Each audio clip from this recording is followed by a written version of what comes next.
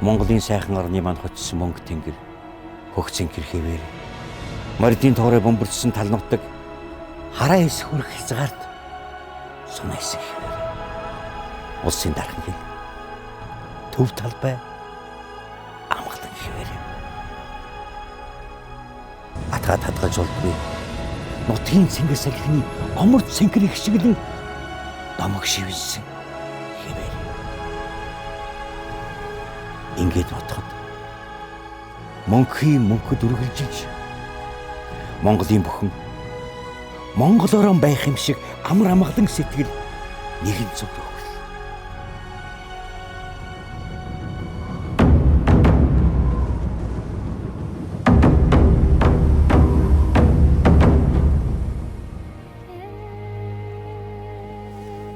Гэтэл түүхтийн энэрэлтэй биш ажээ. Мянган жил оршсон Монголын сайхан орн ядуурл, хүчирхийлэл, худлах уурмаг, хулгай дээр өвчин эмгэг гээд адын бүхэнд эслэгдэж адгийн бүхний ихэнд жагсуул. Яагаад бид хаанаас гарч хаана хүрч яваа юм болов?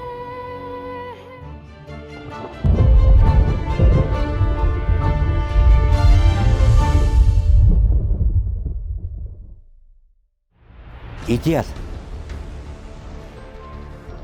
Баримтат хөрөг нэвтрүүлгийн энэ удаагийн дугаартаа Алтан дорнод Монгол компани төлөөлөм өдрөх зөвлөдөн дараа тордын гамбалд эрхэмтэй энэ асуултын хариултыг хамт илэрхийллээ.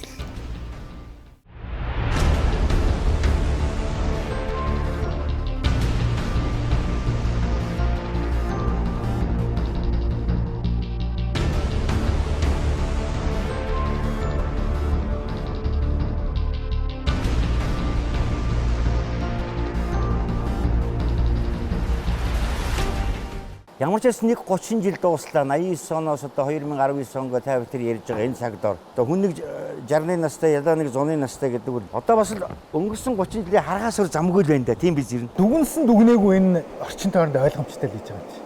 Тэгээ юугээ дүгнэх юм чи баларцсан л байна шүү дээ. Яг үнэндээ.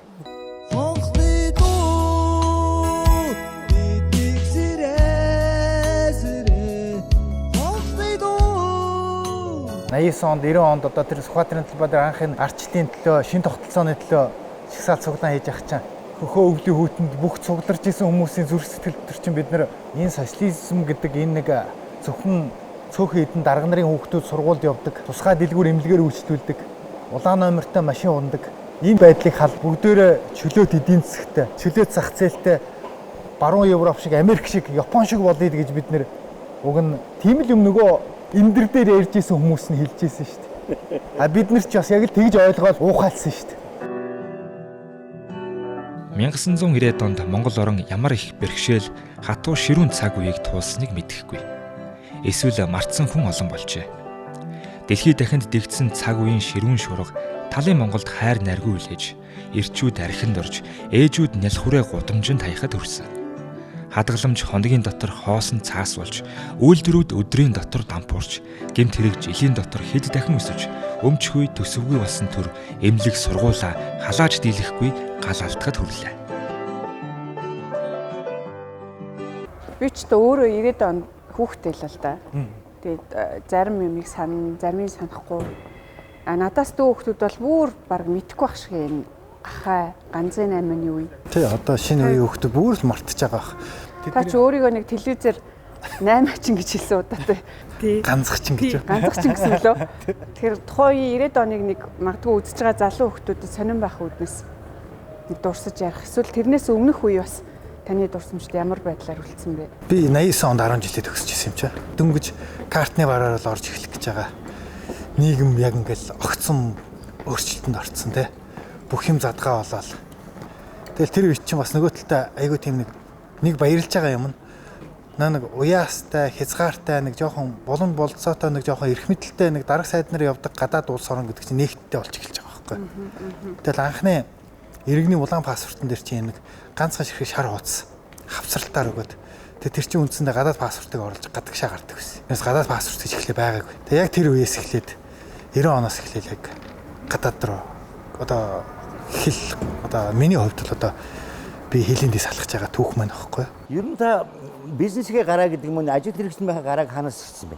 Анхны бодомж. Одоо бизнес гэдэг чинь өөрөө л яста маш дөргөн цар хураатай зүйл гэдэг хэрэгтэй. Хүн болгонд нэг тийм нэг юу л байдаг гэж одоо нэг тийм инженер болохоо дур сонирхол авиас гэдэг юм уу, эмч болох дур сонирхол авиас гэдэг юм уу, тэрнтэй адилхан магадгүй би одоо 10 жилд байхын л нэг жоохон тийм бизнесийн сонирхол тийм нэг жижигхэн сачигхан юм зардаг, барьдаг нэг тийм чадвар сонирхол ч юм уу өсгөж үржүүлэх гэдэг юм уу нэг тийм байдалтай явсаар байгаа л одоо бидний үе чинь сонио үе гэсэн шүү дээ. Та нарын үе чинь бол бүх юм нь бас тодорхой хэмжээнд тодорхой. Ойлгомжтой. Ойлгомжтой төлөвлөгөөд эдийн засаг 5 жилээр бүх ажил нь төлөвлөгдсөн. Нэг нэгнээсээ нэг дээр гарч болохгүй. Ижлэхэн шахуу хувцас аваад өмсчин. Бидний цаг үе чинь бол их завсрын цаг үе гэх юм уу? Яг нэг шилжилтийн завсар дээр таарсан. Залуу насны нэг тийм нэг эр зөрөгтэй ч юм уу эрсдэл хийх чадвартай яг насан дээр яг тэр шилжилтийн цаг үе чинь таарчаар тэрлүүч бас их залуучууд хүссэн ч хүсээчгүй тэгэл эрсдэл рүү дахиад орсон. Эрдэмтэн багш эмч домч хин хөнгүй гахаа урч ганцхан 8-нд гарсан 1990 он. Ганцагчдын үрсэн гахаа дотор зөвхөн эд бараа байсан. Тэд алга уруулахын дайтай цүм агшиж орлогогүй болсон эдийн засаг ар гэр үр хөвгтүүдийнхээ ирээдүйг бас нуруундаа үүрч гарсан хүмүүс.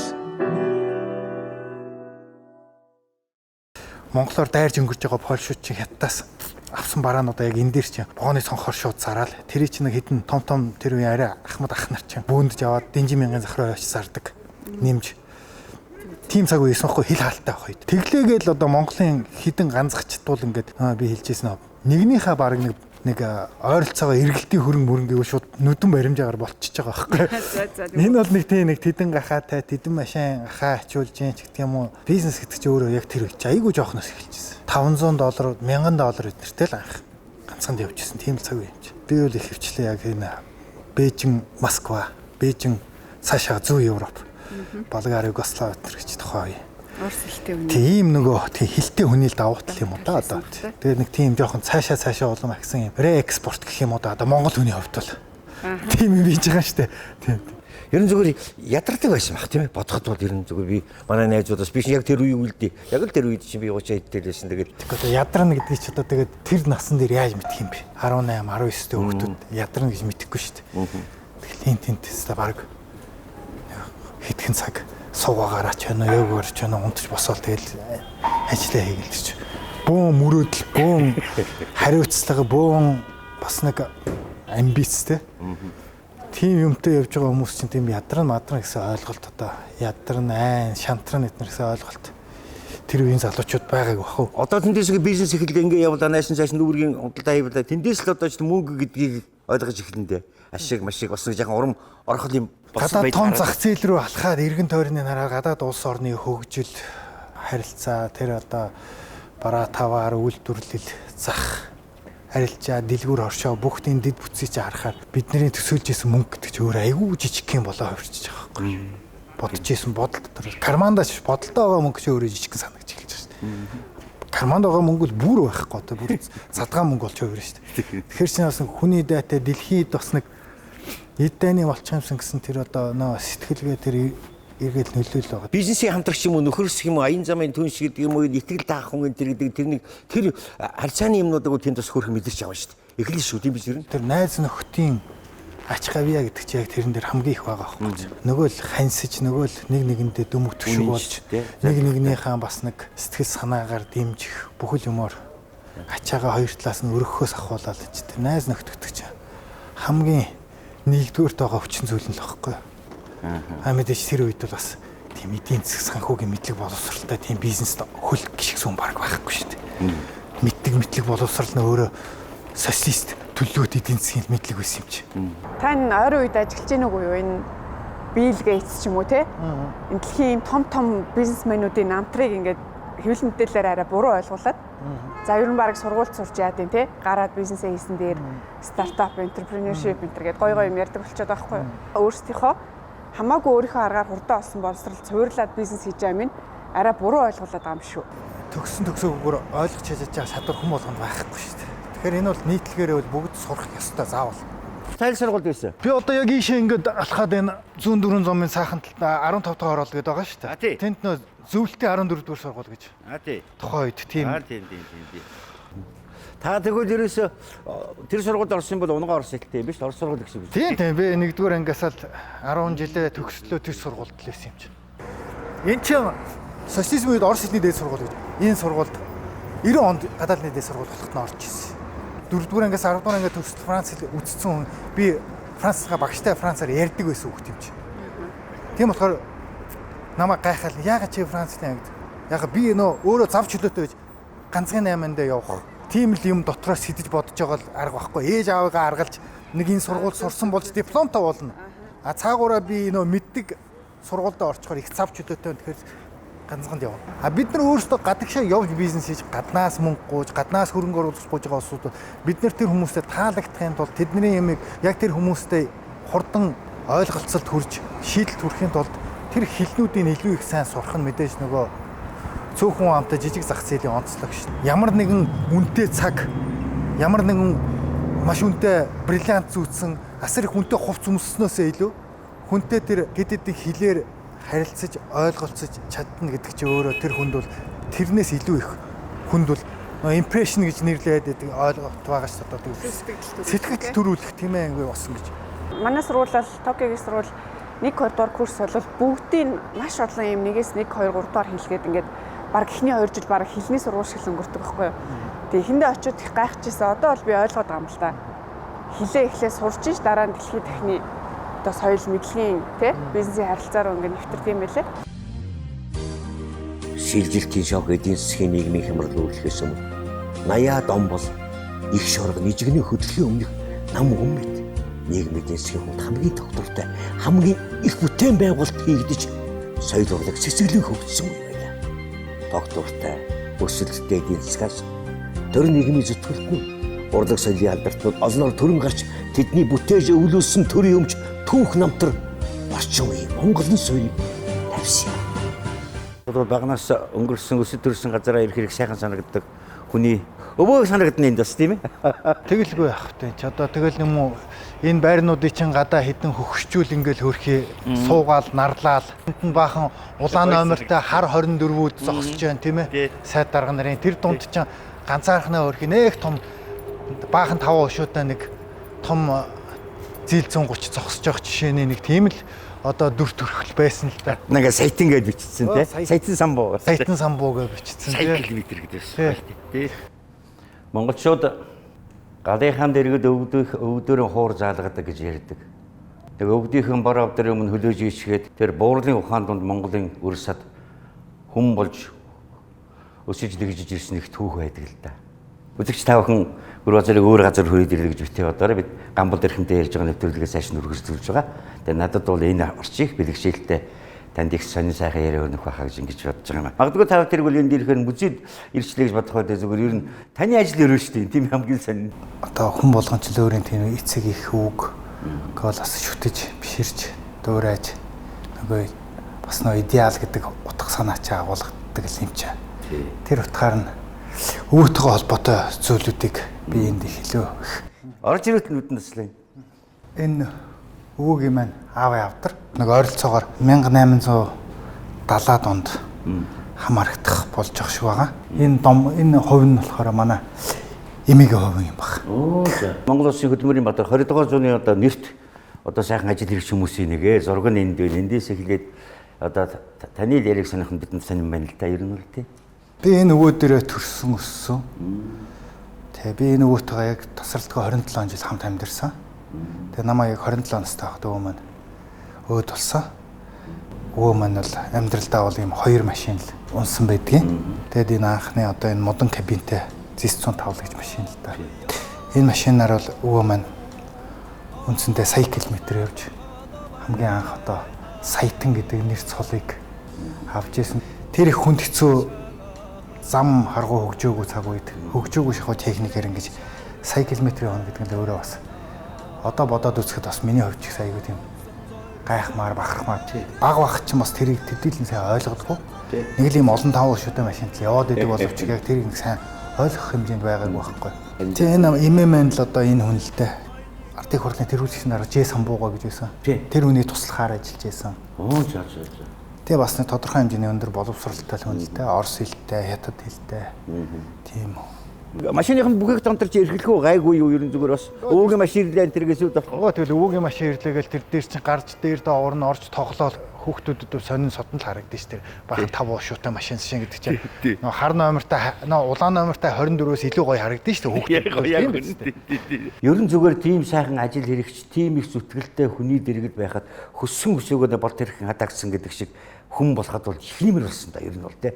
Зүтгэл хөдөлмөр бас эрсдэл гаргаж чадж байгаа ийм хүний хажууд өснө гэдэг чинь өөрөө асар том бас школ шүү дээ. Ер нь бол төвчлэн нөгөө ардын зүрх зүвгээр альва юмыг дандаа тайлбарладаг, жишдэг. Нөгөө хүн болох багаасаа, хөлөг болох магнаасаа ч гэдэг юм уу тийм ээ. Тэр утгаараа магадгүй одоо бас нэг жоохон яхир хатуу шаардлага өндөртөө өвгний хажууд өссөн болохоор бас нэг тиймэрхүү ажил янз бүрийн юмнаас нэг шантардгүй ч юм болоо гэж бас боддгийн шүү дээ. Тэ мэдээж өвөө маань өнгөрөхөд бас айгүй тийм хэцүү. Нэг тийм бодлого шуртдаг, тийм цаг үе айгүй их санагддаг, бодогддог гэсэн. Одоо яагаад ч юм мэдхгүй надад бол нэг тийм юм зовлон байдгүй. Өвөө маань зүгээр л нэг байгаа юм шиг санагдаад идэв. Байгаал юм шиг ярьж байгаа, хэлж байгаа бүх юмыг би мэддэг, цээжээр тийм л мэдрэмж байдгийг шүү дээ. Аав маань өөрөө их ном цуглуулдаг хүн байсан. Айгүй их ном цуглуулдаг хүн байсан. Тэр утгаараа бол манайх айгүй их номын сантай. Миний маш их найз нараа үеийнгийн байрны одоо ч гэсэн нэлдэг найз нараа бүгд дурсдаг юм бол манай хайгуух тийм номын сан шиг айл байсан. Манайхаас урт ном авч уншдаг байсан. Тэгэхээр би өөрөө 4-р ангидаа би Гиде Мапасаны Милый друг гэж одоо хонгор найз гэдэг. Шагами гэж одоо энэ зохиолч одоо энэ шиг классик том зохиолч шүү дээ. Олон улсын байгууллагууд илгээрээ хөвтсөн Монголын эдийн засагт хөнгөлөлттэй зээл тусламж өгөхдөө бодлогын болцол тавьдаг байв. Чухам ийм болдлын дор асар хурдтай далаацтай өмч хувьчлал явагдсан нь алдарт цэнхэр ягаан тасалбарын төв. Ердөө 3 жилийн дотор 4500 орчим нэгж, үүнээс том аж ахуй нэгжийн 75 орчим хувь нь хувьчлагдлаа. Хуйлгүй хувьчлалын анх дугаар шат 2002 онд Худалдаа хөгжлийн банкны хувьчлал явагдсанаар дуусахад баян хоосон өмчтэй өмчгүй хит ялгарл үүссэн манай нийгмийн ерөнхий суурьч бас тавигдаж дуусжээ. Би бол их тухайн үед хүүхдээс учраас яг өмч өвчлөлийн процесст иргэний хуваар бол би оролцож чадаагүй. Тухайн үед өмч өвчлөлийг яаж хийснээс дараагийн ер нийгмийн өнгө төрөх тийм үү бизнесийн эдийн засгийн харилцааны шин чанарууд ер нь бол нэлээх шийдэгдсэн байна гэдэг нь бол ер нь нийтлэг дүгнэлт. За тухайн үед нөгөө эдийн засгийн хүнд дорой цаг үед чинь нөгөө улсын том үйлдвэрийн газрууд ч бас ихэнх нь хаягдсан. Би ч гэсэн одоо эргээд харахад надад ч гэсэн аягүй чамлалтай эсвэл хайрын гэмээр л ховчлцсан санагддаг юм. Би ер нь таныг одоо тендер гэдэг юм уу, одоо зээл гэдэг юм уу, тэр нэг юм янз бүр юм байдаг шүү дээ. Би ер нь танайхыг ким авчих гэж сонсог. Тэгэхгүйгээрээс бодгож болж гин үү ер нь. Тийм би ч одоо тэрийг нийлээд зарлсан зүгээр. 20 идэх настай тий. Дөнгөж бизнесээ эхэлж исэн хүний хувьд харахад процесс ер нь ингээд нэг тийм энэ ингээд жоохон шудраг бус юм явагдах нь энэ гэсэн мэдрэмж цаг тухайн үед байгаагүй. Улсаараа нийтээр хийж байгуулж бүтээж исэн нефтийн одоо жишээлбэл сүлжээ дэд бүтцтэй нь юутэй хийтэн. Энийг зүгээр нэг одоо задгаа мөнгөөр ховчилчаараа эднэр гэж бол тэр олон улсын байгууллагууд зөвлөөгүй шүү дээ. Энэ чинь бид нар өөрсдөө хийсэн байхгүй. Анхны их хувьчлалаар 1991 оны 5 дугаар сараас өмнө төрсэн иргэнд жижиг дунд аж ахуйн хувьцаа авах эрх бүхий 1000 төгрөгийн нэрлсэн үнэтэй 3 ягаан тасалбар, том үйлдвэр аж ахуйн хувьцаа авах эрх бүхий 7000 төгрөгийн нэрлсэн үнэтэй цэнхэр тасалбар нэг ногдожээ. Энэ аргачлалаар 1991-ээс 1994 онд гэхэд 4500 орчим нэгж, үүнээс улсын үйлдвэр, том аж ахуй нэгжийн 75 орчим хувь нь ховчлогдов. Тэгээд тэрийг ховжлохын тулд олон нийтийг хуурахын тулд нөгөөдөлий чи ингэж жоохон үр ашиггүй ажиллуулж дампууруулж эхэлдэг. Зарим тохиолдолд үүрэг даалгавартай ч юм уу гэмээр үнгүүдүүлж байгаа шүү дээ чинь. Тэгвэл танд бас боломж байсан юм шүү. Надад тийм боломж үлгээд яг тэр чинь яг тэр аргачлал ингээд юм түгээмэл болцсон цаг үе шүү дээ. Улсын үйлдвэрийг үр ашиггүй ажиллуулад дампууруулад ирэхээр наадах чинь өчүүхэн мөнгөөр ховчилж аваад тэгээ энэ чинь ховчлогдож авагдсан гутал маргаашаас нь асар өндөр ашигтай ажиллаад эхэлдэг. Миний санахаас нэг дархан төмөрлөг ховчилж авсан уу эсвэл менежментийн ховчил хийгээд удирдах жагаад өөр тийш шилжүүлж өгсөн үү нэг тим юм бол би бас санаад байгаа байхгүй юу? Та өмч ховчилт юу нь яаж оролцсон юм бэ? Би бол яг тийм цаг үед тэр улсын үйлдвэрийг удирдах очиж ирсэн. Тэгэл яг тэр нь намайг очиж явах үед бол байгуулагдаад бараг нэг 10 гаруй жил болсон. Ерөнхийдөө бас ингээд ховчлогдоход бэлтгэгдсэн гэсэн үг. Дампуурлаад өгцөн, үр ашиггүй болгоцсон, жоохон тийм болох болгоцсон. Тийм. Би тэрэн дээр нь очиод дүрм зөрчихгүй юу?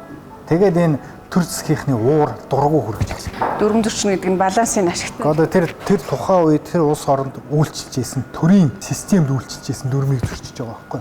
Би очиод тэр үйлдвэрийг түүхэнд нь анх удаа ашигтай ажиллуулад эхлэхгүй.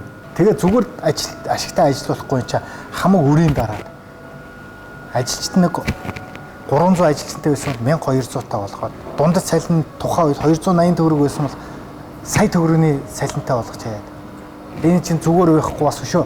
Тинч өөрийнх нь балансанд хизээч байгаагүй Монгол улсын хамгийн том төмрийн хөдрийн нөөц төмөртөө орд гэдгийг чинь би хятадын нэг монголчуудын хамтарсан нэг хувийн компанид эвтэйхэн аргаар ингээд очсон багтан тэрийг жагсаал цуглаан хийж ээж асар олон хүмүүсийн ашиг сонирхол дургу хүргэж булааж авчирч энэ улсын 100% үйлдвэр дээр наагаад Төмөртөн орд нь 1984 онд улсын төсвийн хайгуулаар тогтоогдсон 223 сая тонн. Шинэ хайгуулын үнэлгээгээр 450 сая тонн төмрийн хөдрийн нөөцтэй. Уул уурхай металлургийн бүсийг байгуулах төслийг хэрэгжүүлэх концессийн гэрээгээр сахал хожид Эрдэнэ үйлгийн компанид хөгжлөгдсөн. Тус орд ба хандгаа төвтэй хоорондох ховийн компани тээвэрт хэрэглэгдэх 34.5 км төмөр завыг барих санхүүжилт нэрээр Хөгжлийн банкнаас 71.3 сая доллар авсан. Яг нөгөө бизнесмен гарал үүсэл бас хэв маяг нь хүмүүсийн шүүлтүүрээр орчиж байгаа шүү дээ энэ нийгмийн чинь тийм биз дээ энэ олон нийт чинь харж байгаа шүү дээ. Тэгэхээр эн чинь ер нь бол энэ олон нийтээс юмыг нуух, далдлах, хуурах одоо боломж айгүй хэцүү болсон шүү дээ. Яг тухайн үед одоо хүмүүс бол тэгж намайг хардж ирсэн шүү дээ. Юу гэж хардж ирсэн бэ гэхээр энэ гамбуулт ховчилж авч гэжсэн. Тэр үйлдвэрийн нэг хувийн хувьцаач надад байхгүй. Би тэрийг хувьчилж байгаа. Би тэрийг яг улсын статустайгаар улсын үйлдвэр ийм мундаг байж болдгиймаа гэдэг л ийм нөхцөл байдлыг хангах гэж үзүүлж чадсан. Тэгээд энийг нэг ёсоор одоо энгийнээр хэлэхэд булаалгасан.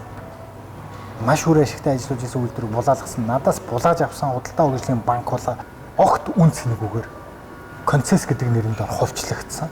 Ямар ч өрсөлдөөнгүйгээр Дархны төмөрлөгийн үйлдвэр хувьцаат компани нь анх 1990 оны 4-р сарын 14-ний өдрийн сайд нарын зөвлөлийн 160 дугаар тогтоолоор Монгол болон Япон улсын засгийн газар хоорондын гэрээний дагуу Дархан сэлэнгийн бүс нутаг дахь төмрийн хөдрийн орд газруудыг түшиглэн байгуулагдсан. 2014 онд сахал гэгдэх Эрдэнэ үйлгийн QSC компани ба Алтан уягийн засгийн газар хооронд байгуулагдсан уул уурхай металлургийн бүсийг байгуулах төслийг хөгжүүлэх концессийн гэрээгээр хөгжлөгдсөн. Энэ бол одоо ямар ч тийм эдийн засаг эрхцүү нарийн мэдхгүй аль ч улсын иргэнээс асуух юм бол энэ бол хулгай шүү дээ. Дээрэм хулгай.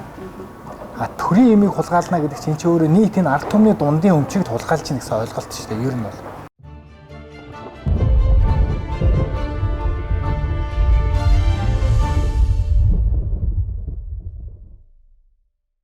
Монгол хүн нөгөө тусгаар тогтнолоо хамгаалчихын тулд эрүүл боловсролтой л ах хэрэгтэй.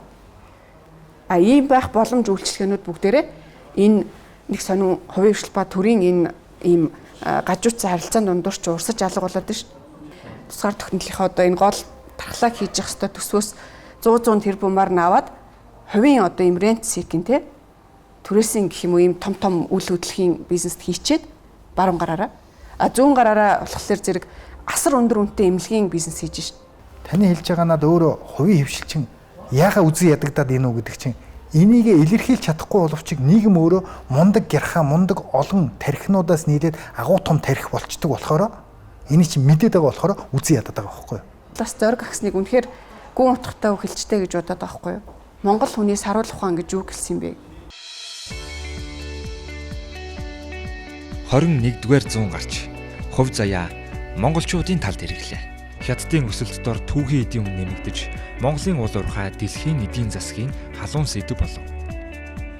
Хоногийн хоолгүй талхны очирт алалцдаг үе түүх болон үлэрч, хотын зам дээр шинэ хуучин машин багтгаа байлаа.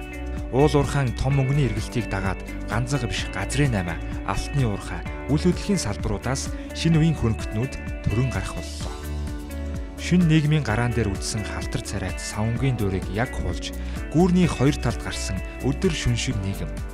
Уул уурхайн өсөлттэй хамт тогтворгүй засаглал, авилгагдсан төр шинэ Монголыг тодорхойлох болжээ. Би яг үстэй Монголыг нөгөө нэг мандсан штэ манай орон. 11 12 оны. За 11 оны өсөлтийн үед Токиод байж таарсан байхгүй. Тэгээ тэр үед бол Токиод байх баг ингээд над ямар мэдрэмж төрдөг байсан бэ гэхээр нэг юм амар гоё юмнаас хоцроод байгаа юм шиг. Том одоо Bloomberg-ээр CNN-ээр энэ төр гэл ингээд Economist дээр Монголын Азийн эдийн засгийн бараг л Төв Аз дээрх гайхамшиг гэгдэх гээл. Тэгээд яг ирсэн чинь 14 оноос ирсэн чи яг тэр үеэс ингээ унж эхэлсэн л дээ. Тэгээ та одоо тэр тухайн үе одоо манайдаа л одоо алтан үе юм да. Тэр 11 он тий. Эсвэл хойш тэгээ майнинг бол яг игдчихсэн үед уул уурхайн салбар руу орсон уу? Эсвэл бүр одоо бүүмийг уртчилж хараад орсон байсан уу? 2006 онд Архын төмлийн үйлдвэр гэдэг үйлдвэрийг удирдах эхлээл энэ төмрийн хөдөр металлургийн салбар гэдэг утгаараа энэ уул уурхай салбар руу ойлголттой судалгаатай болж эхэлж байгаа юм л да. Тэгээд дэлхийн бүх том Хятадын, Солонгосын, Японы, Америкийн их том гангийн үйлдвэрүүдийг очиж үзчихсэн, уулзж байсан. Тэгвэл бид нар бол нэг тийм өлнүүдтэй. Энд ургуу улсын тог байх энэ явж штеп юм бэ. Найзсууд маань санал тавиад тэгээд би Уругвай улсын өрөмжлөлт консул болсон юм. Улс төртэй холбоод одоо Монголын засгийн газар тийм шагнал авчлаа. Хэвлэл мэдээлэлээр андуурж бичсэн л дээ. Энэ Монголын засгийн газар юм уу, Монголын төр засгаас өгдөг Огтор төстэй зүйл шүү дээ. Тэгэхээр зэрэг металлургийн салбарт нэг менежментийн туршлагатай болж байгаа. Тэгж яагаад би чи 2011 онд алтны салбар руу орсон. 9 онд тэр үйлдвэрээ за стал одоо циклийн оргил байнд 11 он чинь тий 2011 онд алтны салбар руу ороод тэгэхэд яг алт ч мундаг өсөлттэй л явжсэн. Бид нар ч бас яг л түүхэндээ аливаа өсөлтийг буруугаар хардаг. Тэгэл алт өндөр өсөөд ирэнгүүт алтан дээр чинь 68% татвар тавьж алтныхаа бүх орлогыг алдаал улс. Энэ мэтчлэнөө төрийн оновчгүй буруу татвар хяналтын бодлогоодоос болоод бид нар дандаа энэ уул уурхайн таатай цаг үеийг нэг төдийлөн сайн ашиглаж чадаагүй болоо да гэж надад харагддаг. Тэгснээ гүрээ ах чинь дээд үе болохоор дээрээс нь хартсан байхгүй.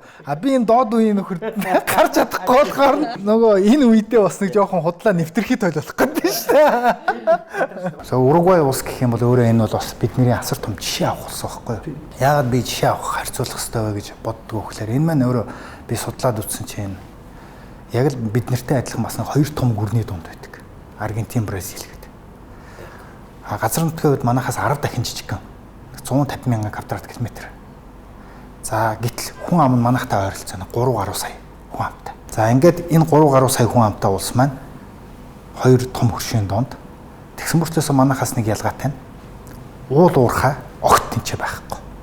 Уул уурхайг үндсэн хуулиараа бүр хориглоцсон. Эдийн засаг нь манайхаас 10 дахин том. 100 тэрбум доллар хүрч байна. Тэгэн чи ямар сони одоо зөвхөн хөдөө аж ахуйгаар ингэж болдго юм бөхөр яг л хөдөө аж ахуйгаар л ингэдэг тийм ээ. Тэгээ аялал жуулч сүүлийн үед мундаг хөгжсөн. Нөгөө өөрөө Өмнөд Америкийн нөгөө байгалийн үзэсгэлэнт яг Атлантын тэнгис рүү гарсан ийм жижиг улс боловч нөгөө байгалийн үзэсгэлэнт тогтцоо айгүй сайтай. Байгаль нөгөө хүрээлэн орчингоо сүйтгэх устгах тэр бодлого маш сайн хатуу. Манайх ч юм бол уламжлал маань ийм малчин л арт юм, мал аж ахуй мундаг хөгжих ёстой нутаг орно л гэж би боддог. Нөгөө түүхийн эдийн үн ханшнаас эдийн засгийг хамааруулахгүйгээр суур өөрийн үндсэн эдийн засгтай болоод энэ мал аж ахуй, хөдөө аж ахуйгаа их сайн хөгжүүлж чадах юм бол манад бол энэ бол манай бол яг хөдөлшгүй том баялаг юм байна л да. Хизээж мөн ханшин унахгүй хөдөө орон нутгад амьдрал бужигнах юм бол энэ цөөхөн хүн ам чинь хөдөө рүүгээ тарахад энэ Улаанбаатарын чинь төвч рэнж байхгүй болно, утаанч байхгүй болно. Энэ хоосон хөөсөрлөөр бий болсон олон орон сууцнууд чинь үн ханшиж унаа штэ. За тэгээд энэ ингээд уул уурхайн тухай ярихаар яа харахгүй манай эдийн засгийн нэг тодорхойлох гол үйл явдал за ойдлогоо төсөл хөдөлсөн тий. Тэгэхээр ингээ оюутлаа төсөл харахаар эн чинь өөрөө уг нь эдийн засгийн процесс л тоо. А одоо энэ маань юу болж өөрсөн бэ гэхээр ингээ заримдаа улс төрийн асуудал болж хувирдаг. Нэг хэсэг нь бол зарим нэгнийхээ зүгээр дүүжлэх шанс болгож хараад байгаа. Хин нэг дүүжлэмээр авахгүй, хин нэг буруутгамаар авахгүй. А нөгөө хэсэг нь болохоор өөрийнхөө зөвийг батлахын тулд ингээд янз бүрийн бас үлгэр зөндөөх яригддаг. Энэгүй бол одоо ингээд танай ус одоо дампуураад ингээд бүр байхгүй болоо тий. Мэдээж хэрэг таны хэлж байгаа үнэн шүү дээ. Нэг хэсэг нь буруу хийсэн юм аа зүв болох гол. Зүв гэж яриад байгаа юм. Яаж зүв байх юм бэ чи тэр гэрээг унш гэж нэг хэсэг нь загнах юм. Тэрийг уншсан уншаагүй 10 жил өнгөрцөн амлсан бүх юм зөрчсөн чи одоо уншсан уншаагүй худлаа гэдэг нь тогтоочлоо. Одоо тэрэн дээр алтаар битсэн байлаа гэж худлаа болох нь тодорхой болчихлоо шүү дээ. Ойлгомжтой имийг ойлгомжтойгоор шууд дүгнчиж болдгоо юм уу? Хоонод энд нөхөн согтууг говьж штэ. Тэгээд энэ согтоог энэ чинь бүжиглж байгаа юм гэж болохгүй шүү дээ. Яаварга согтуул хүн байгаа шүү дээ. Тэр шиг одоо оюутлагаа шиг юм уу нүдэн дээр ойлгомжтой алдсан онс юм а дүгнээд энэ гисэн ингээд дүгнжиж болдгоо юм болов. Аливаа ямиг яаж тайлбарлаж болдог ийм цаг үе бид нэр амьдарч байна л да. Яг мэдээж тэр оюутлагаа гэдэг маань өөрөө бүтээн байгуулалт утгаараа энэ чи агуу том төсөл шүү дээ.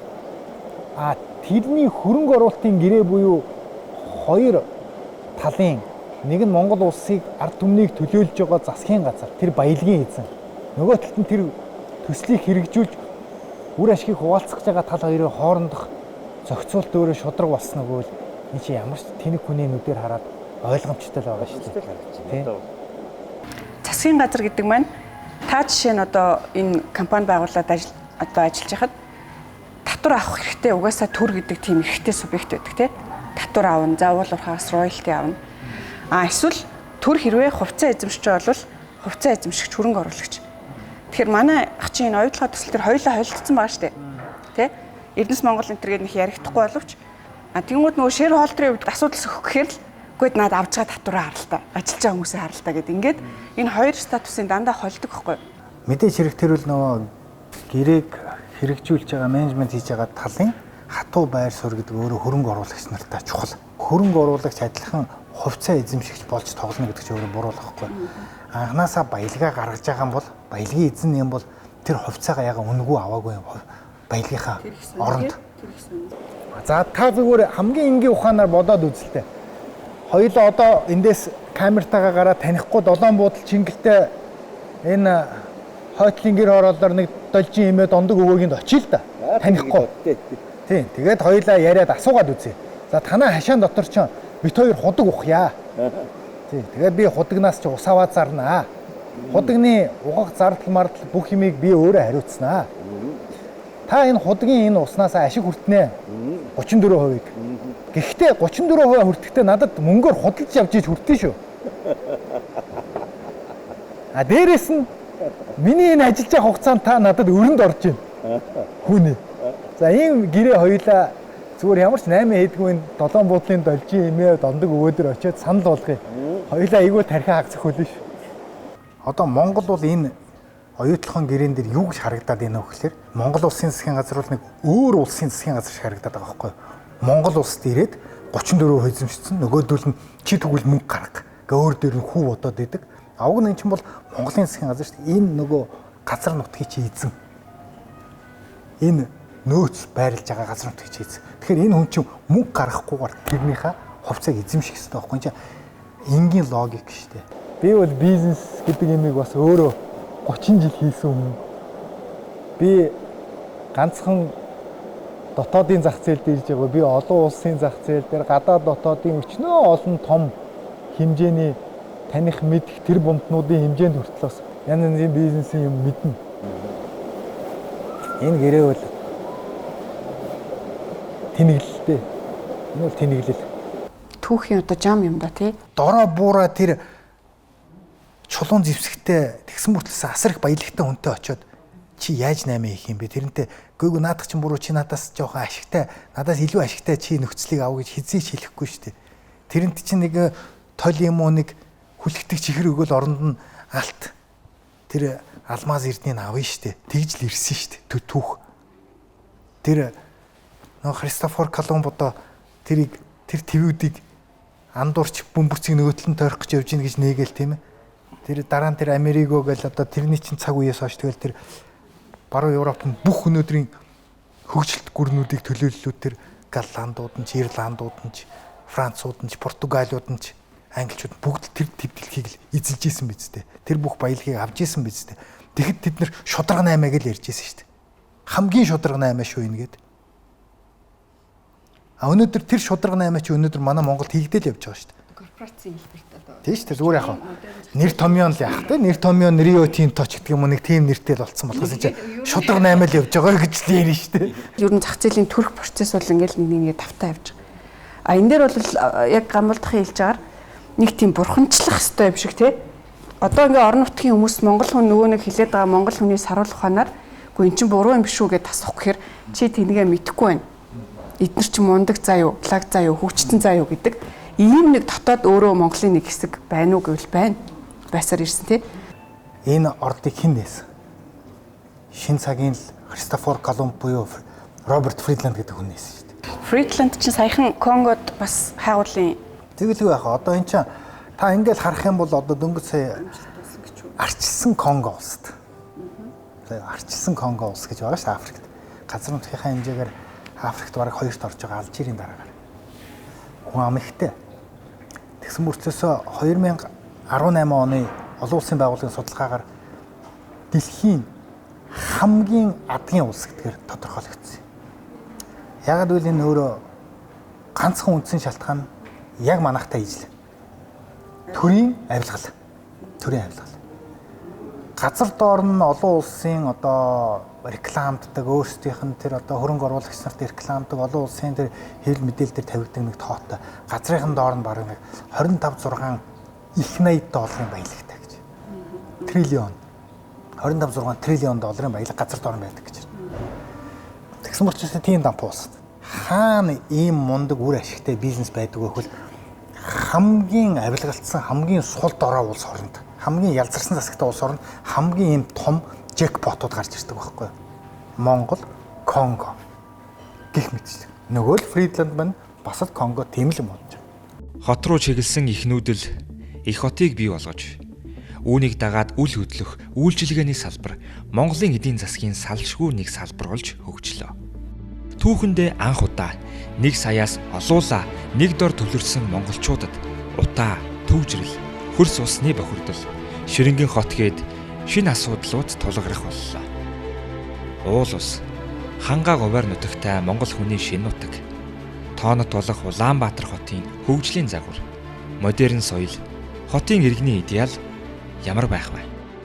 Хэв маяг, хэм хэмжээгээ дахин тодорхойлох явц яг өнөөдөр бидний өдөр тутамд өрнөж байна. Энд ч одоо бүр ингээд хүн багтахгүй хөл гიშгэх аргагүй ингээд хүүхдүүд ингээд чаргаар гулгаж идэг.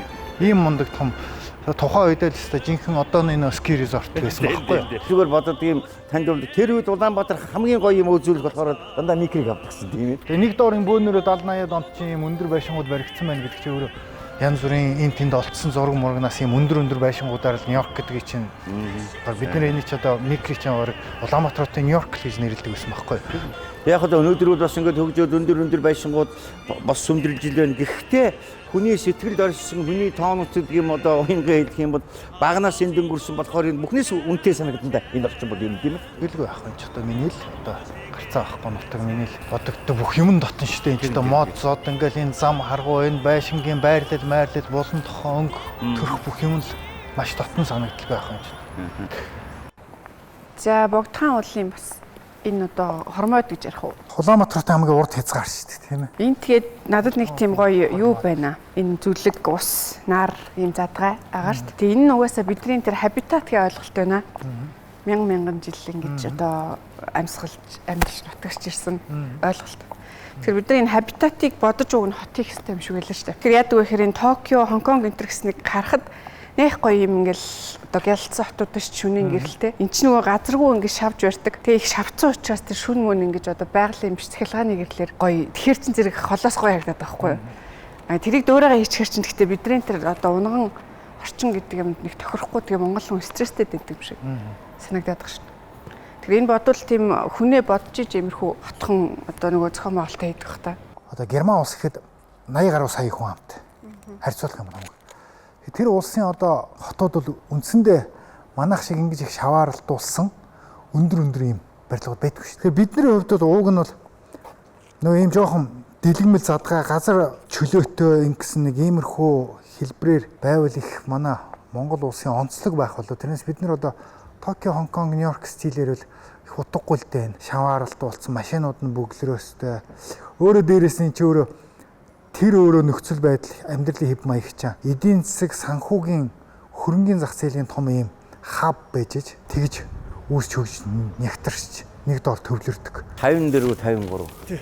Ингэхэд бол их тийм амьсгаатай гоё харагдаж шүү тийм. Тэгэлгүй яах вэ? Зүйл бодсон байна. Одоо харахад тийм ээ. Энд чи өөрөө ийм сайхан саруулхан ийм зөв төлөвлөлттэй л явж исэн байхгүй юу? Тэгээ энэ чи өөрөө тийм л байх хэвээр чи аливаа хот гэдэг чинь заавалчгүй айгүй өндөр 20 30 давхар байшинтай байснараа хот мот тэр мундаг үзүүлэлт биш шүү дээ. Энэ сайхан бас үүсгэлнээ яаж бодов ер нь нэгэн том ажилтай байна л тийм ээ. Хамгийн дээд төгс гэхээсээ илүү зүгээр нэг ядаж нэг шат ахиулах юмсан гэдэг зориг бодлохоор л зориглол одоо нэг бас нэг хийсэн эрсдэлтэй л нэг бизнесийн нэг. Энэ чинь нэг талдаа бас нийгэмд хийж байгаа хөрөнгө оруулалт юм да. Өөр бизнесүүдээс гарч ирсэн үр ашигаас бас хөрөнгө оруулалт хийж байгаа юм хэлбэр. Энийгээ дагаад нөгөө урлагч бас дагаа өгж штэ энэний буйнаар. Бас тийм байх шүү тийм үү? Хийгээл 14 оны 10 сард анхныхын тоглолтыг хийгээл. Энэ чинь 1100 суудалтай. 1100 суудалд дүүрэл хүмүүс завсарлагаанаар гарч ирэхэд бараг л 1100 хүн бүгд л надад баяр хүргэсэн. Тэгэд тэр бол надад одоо хамгийн сайхан уурам шагнал би үнэхээр бас өөртөө итгэл муутай ч юм уу жоохон бас нэг энэ ч өөрөө миний хувьд өөрөө мэдхгүй салбар байхгүй. Тэгэд би энэ донд өөрөө давхиад орцсон. Эний чинь бас чадах хатахаар л та сайн орчин үеийн стандарт шаардах хангасан юм хийх юмсан гэсэн хичээлт байсан.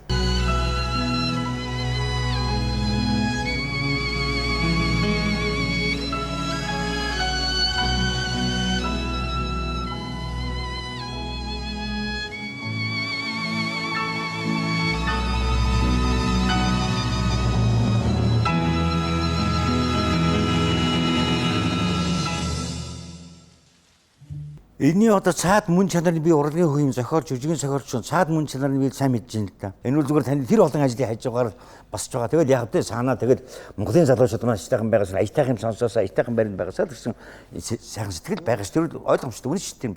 Тэг яг миний хувьд бол тэр тусмаа би ч одоо ээж маань 50,000-т төрөөд өссөн. Аав маань 120,000-ийн одоо үйлдвэр комбинат төрөөд өссөн хүүхэд. Би чинь юу хэлэх гэж нөхөр би чинь Унган хотын хүүхэд байхгүй юу? Унган хотын хүүхэд. Би Унган хотын хүүхэд болохоор би энэ Улаанбаатар хотод ч амар хайртай байгаа шүү дээ. Чи миний нутаг л байхгүй юу? Тэгэхээр бас ядаж бас нэг хотын хүүхэд болж төрж өсөж яваад хотын унган хүүхэд байж өнөөдөр нэг хоттоо зориулаад нэг эдээний юм хийх ёстой. Энэ бол юу ч байх вэ? Энэ бол жижигхэн зүйл байна.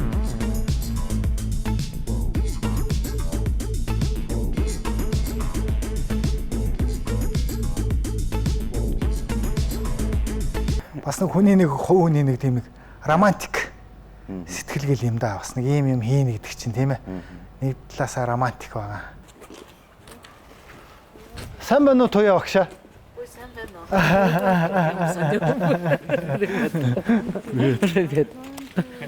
Сайн байна уу? Сайхан амарч ирсэн. Манай байрны ихч. Оросын Курьер гэдэг нэг кино байдаг. Тэгээ нэх өөртөө итгэхгүй нэг залуугадаа суугаад байсан найз нь нэг өөрийнхөө гайгүй даргын хөвгтөлтэй гоё пижак өмсөд за чи энийг өмсөд өөдтэй юм одоод явжээ гэдэг шиг хүн бол үжил бодлоороо бас нэг тийм сайхан цэвэрхэн байх гоё хөгжим сонсох бас нэг тийм тэмүүлттэй амьдрах хэрэгтэй шүү тийм ээ юм бүхэн болохгүй байна гэдээ бас байгаад ч яах хэрэггүй л дээ тийм ээ мэдээж хэрэг өөдрөг үзэл байлгүй байх өөдрөг үзэлгүйгээр яаж амьдрах өөдрөг үзэл байх хэрэгтэй өөдрөг үзэлтэй байж л энийг хийн шүү дээ өөдрөг үзэлгүйс тэс үзэлгүйсэн бол энийг юу гэж хийгээ сууж байгаа тийм зүгээр энэ өөрөө зүгээр анзаарж байгаа бол би маш их ногоон байгууламж ногоон талбай их сул хайсан.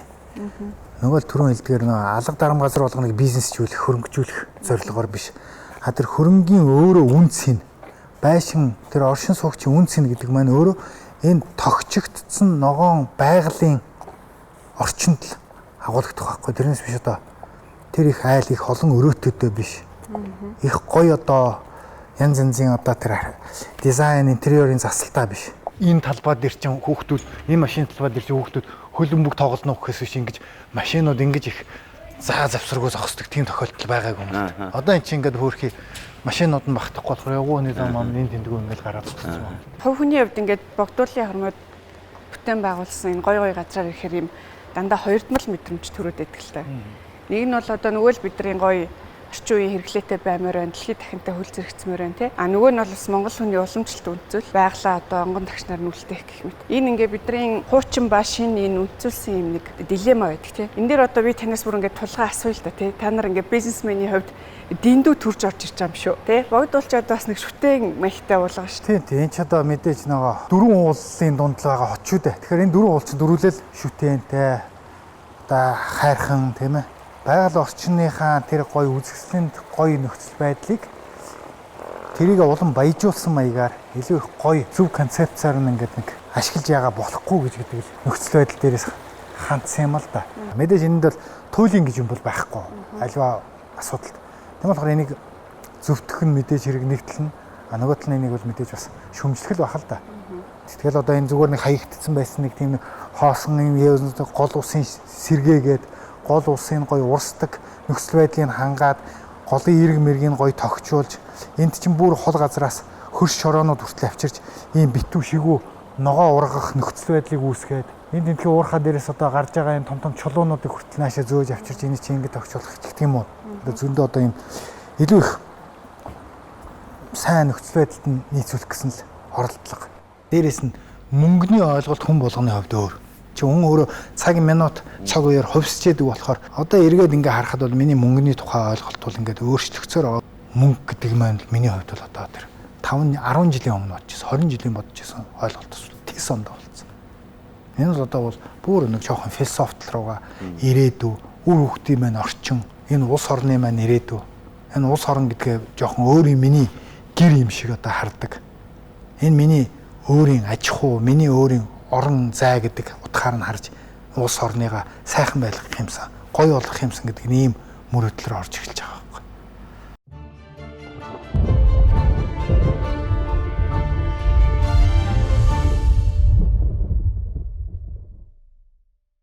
Тэгээ ялангуяа та их гоё юмуд ярьлаа. Би энэ дундор их өөр юмор орчлоо гэдэг.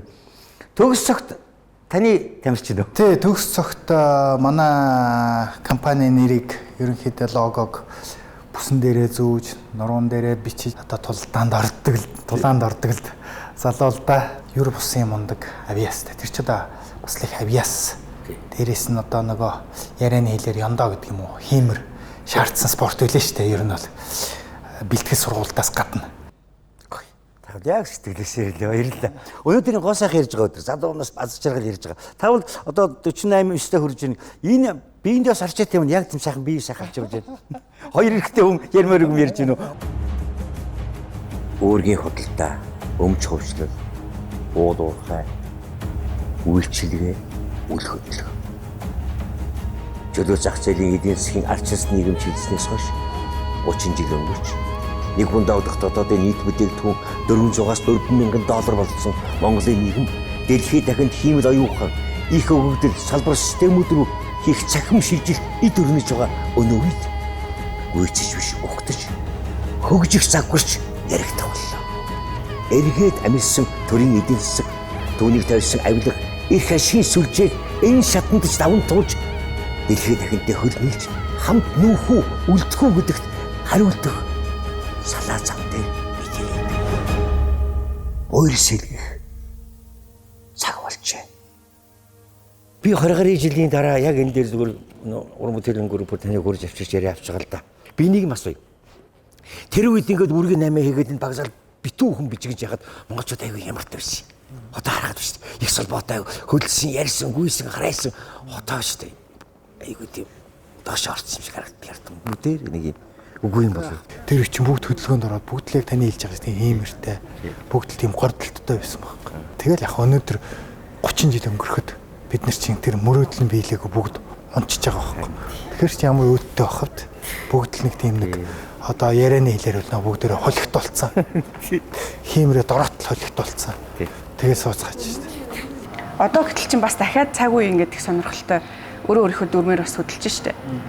За entrepreneurship гэн тэ fintech, startup, инновац гэл ингээл эсвэл контент, дата ирэн үе гэл тэ агаар нэлээ их юм хүнд болох шинжтэй болж ирж штэ.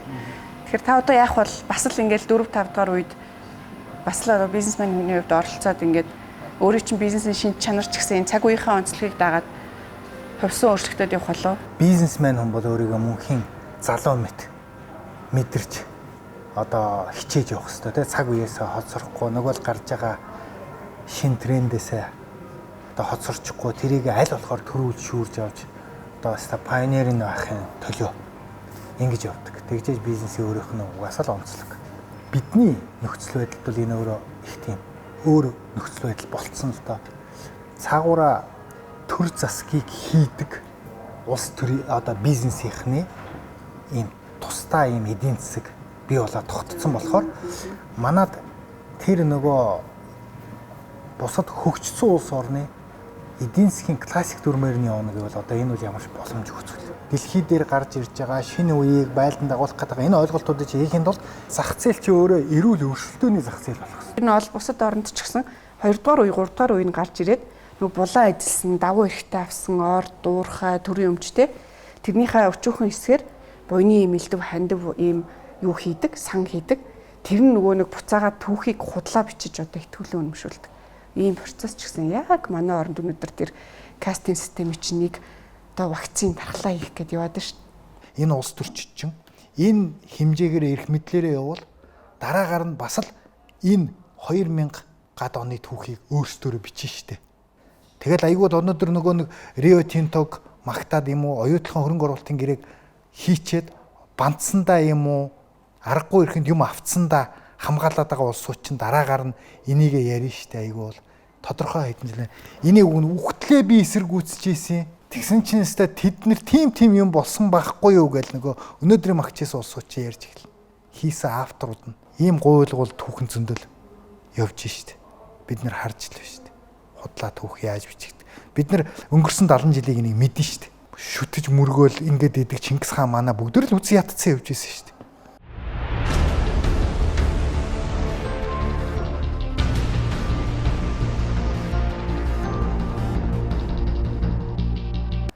Өнөөдөр үүшээ бид нар энийг яриад эхэлсэн шүү дээ.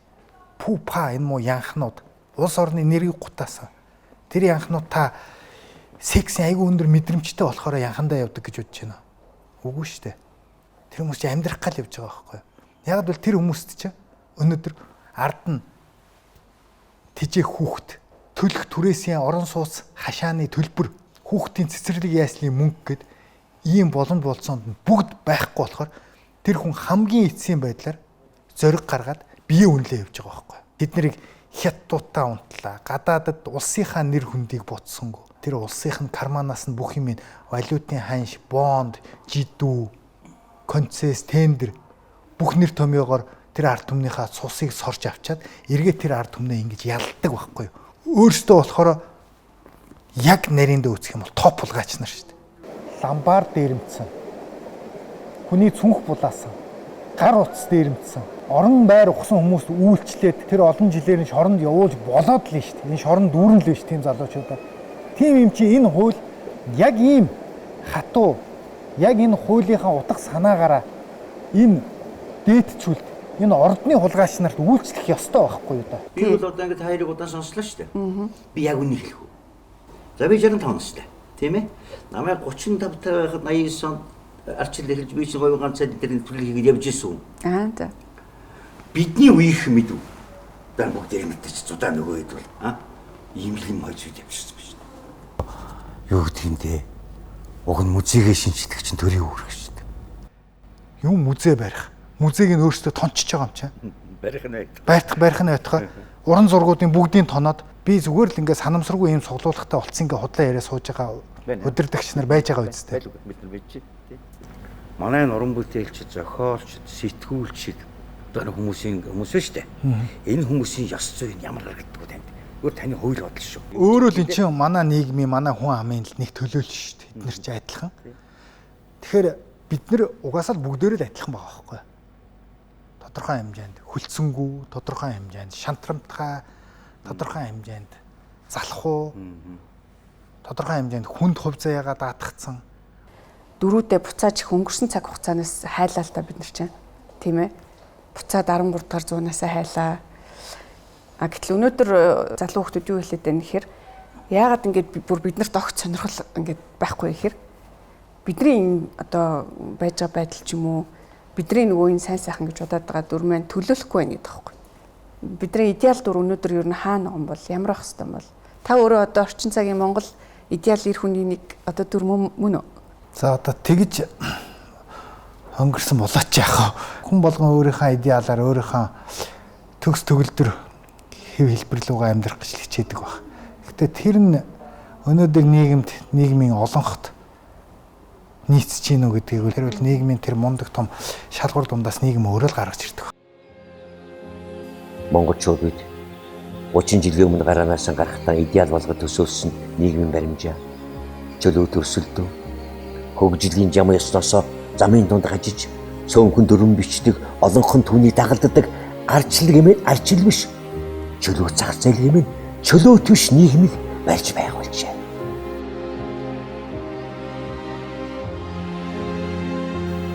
Эндээс үл цаашаа хайчих.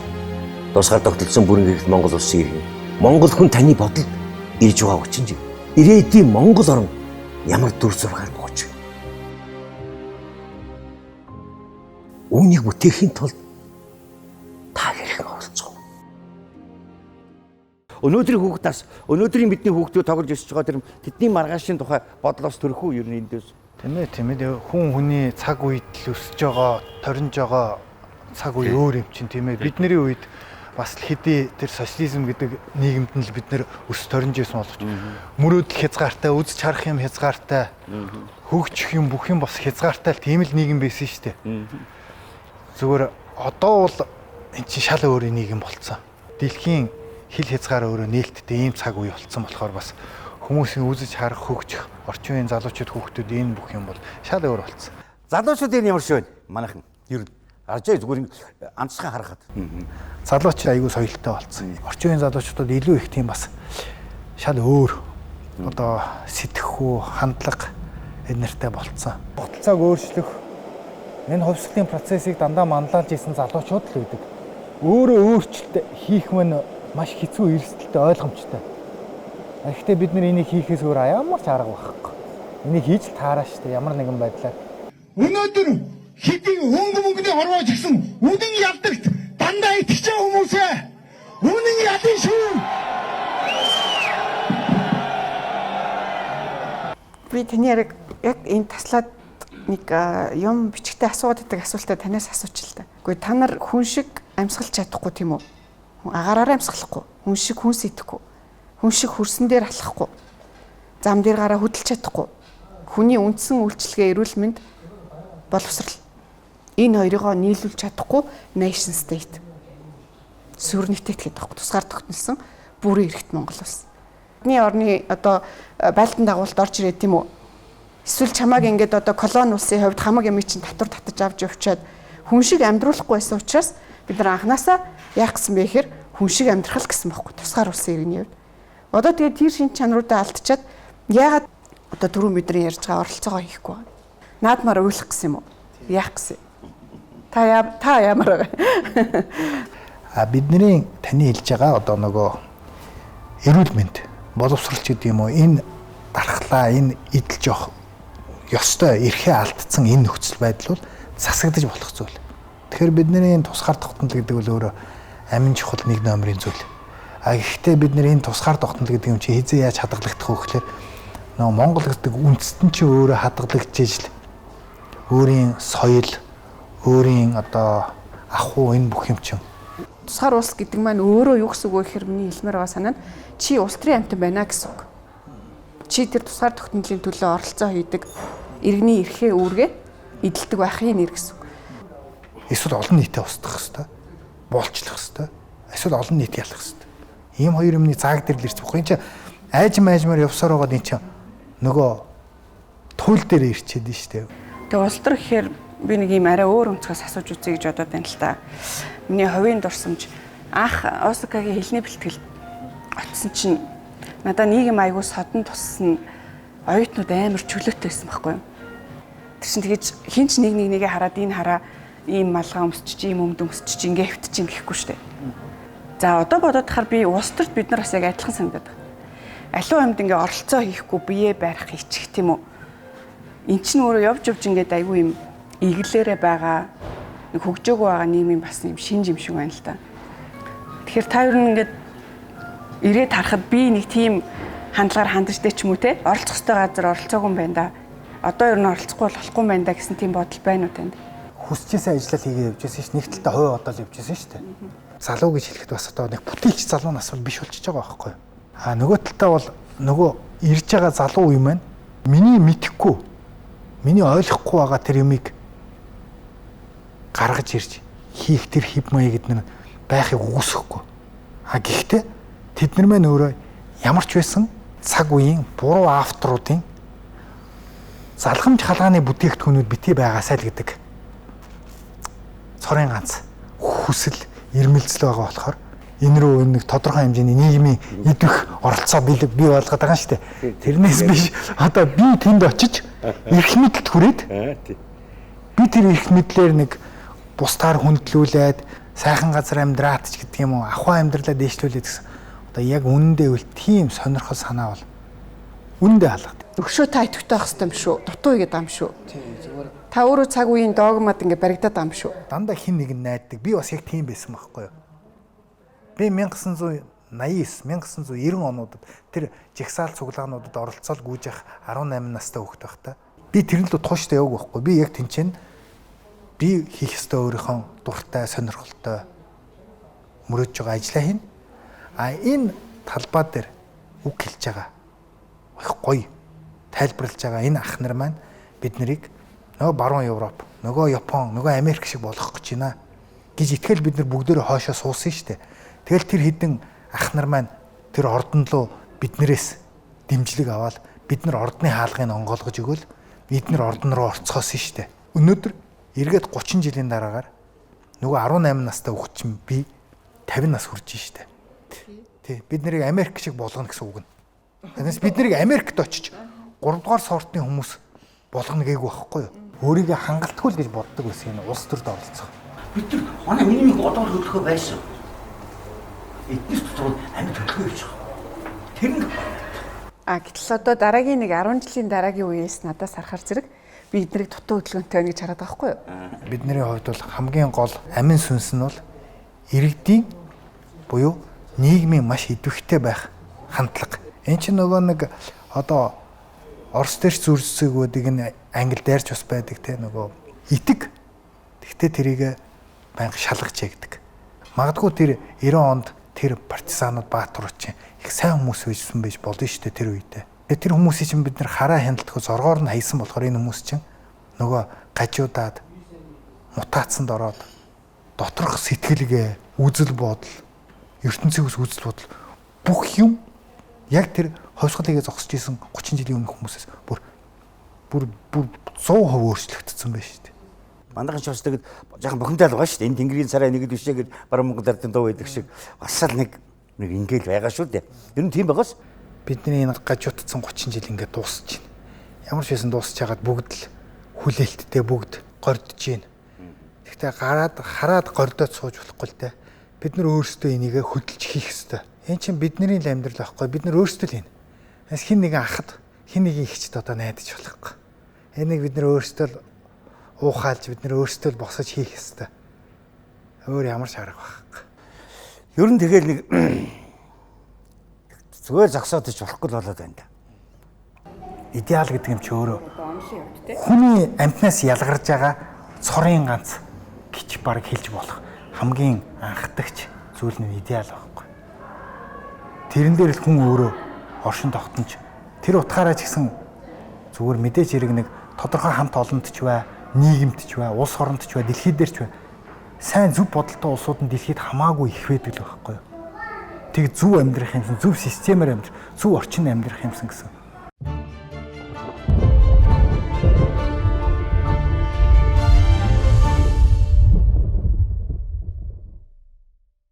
Төсөлт нь нэг эерэг дүгнэлт гэх юм уу? Би бол ингээд түүхийн явж байгаа энэ ерөнхий чиг хандлага гэх юм уу? Тэг өөдрөг байдаг хүн байхгүй юу? Хуучин ноён феодлууд ингээд өөрийн гэсэн зөвтгөлтэй, уран зохиолтой, урлагтай тий? Хүчтний өмнө өчгүүн буруутай маягийн ийм соёлын юмд задарсаар байгаад өнөөдөр иргэн хүн сонгуул эрэхтэй, улс төр эрэхтэй болсонтой адилхан. Тэгэхээр явандаа бол ер нь би ингээд гоё уламл хүн гэдэг хүн өөрийнхөө язгуур эрхчлөө те өөрийнхөө хувь заяанд эзэн суух боломжтой ийм гоё чиг хандлага бол үргэлжилсээр байна л гэж харддаг л та. Одоо өөрөө хүн гэдэг одоо цорын ганц индивидуум тийм ээ. Энэ индивидуумын чи өөрөө одоо өнөөдөр ийм бусдаас бүхнээс ямар ч амьтнаас ч юм уу илүү байгаа юм л оюун ухаан шүү дээ. Тэгэхээр энэ оюун ухааных нь өөрийнх нь бас нөгөө алдаа оноонууд дунд одоо төгөлдрчөөд байгаа л нэг процесс гэж би бол бас тантай адилхан гэж харж байгаа. Тэр оюун ухааны төгөлдрчлийг хажуугаар параллел нь заавалчгүй зүрх сэтгэл гэдэг юм заавалчгүй уяастай байдаг. Монгол хүний хувьд ч гэсэн би бол бас тэрэнд итгэжлээ. Гордчлаа одоо бид нар бас сайн сайхан болох л байх гэж боддог.